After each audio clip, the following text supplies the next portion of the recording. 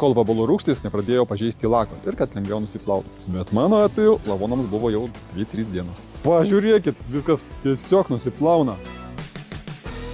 Vasarėlė, vabzdžių kapinienai – įprastas dalykas po prasivažiavimo užmiestyje. O vabzdžių šveitimas, na čia kaip sutarka barzdas kust. O plašno vabzdžių priemonė tą lavoniną tiesiog tirpdo per 2 minutės. Nežinau kodėl, bet kvepia, nors tu imti saloną papurkš. Pridėtas spray purkštuvas beje labai geras. Šiaip rekomenduojama šį valymą daryti iki tol, kol viskas uždžiūna. Kol rūgštis iš vabalų nepradėjo pažeisti lako ir kad lengviau nusiplautų. Kol vabalų rūgštis nepradėjo pažeisti lako ir kad lengviau nusiplautų. Bet mano atveju lavonams buvo jau 2-3 dienos. Pažiūrėkit, viskas tiesiog nusiplauna. Galima ir su paprasta žarna. Gal tik prireiks lengvai sušluostę praeiti.